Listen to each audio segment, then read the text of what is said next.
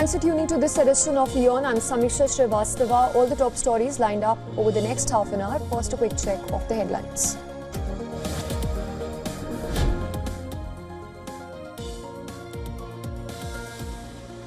South Korea says there is a considerable chance that President Donald Trump will meet North Korean leader Kim Jong-un during a visit to the peninsula next week.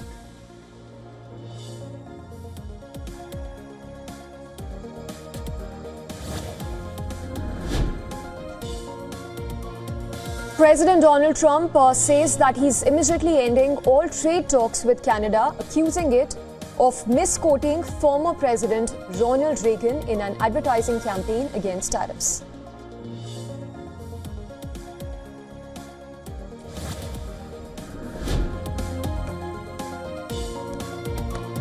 President Vladimir Putin warns against deep strikes into Russia, says Moscow's response will be very serious and overwhelming, and this while he responded to reports that the Trump administration has lifted a key restriction on Ukraine's use of some long-range missiles.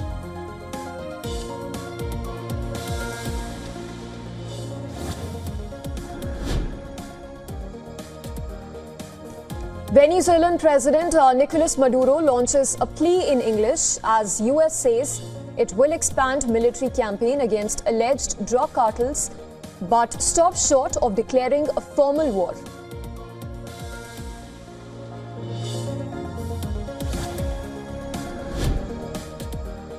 Bangladesh's International Crimes Tribunal concludes trial proceedings against ousted Prime Minister Sheikh Hasina on charges of crimes against humanity. Verdict is scheduled for 13th of November.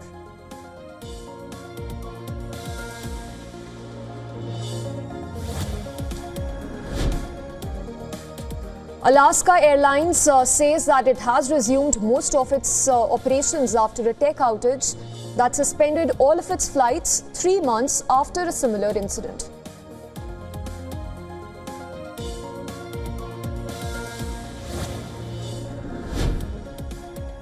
Dozens feared dead after a bus travelling from Hyderabad to Bengaluru catches fire after an accident. Prime Minister Modi announces a compensation of 2 lakh rupees for the kin of each deceased.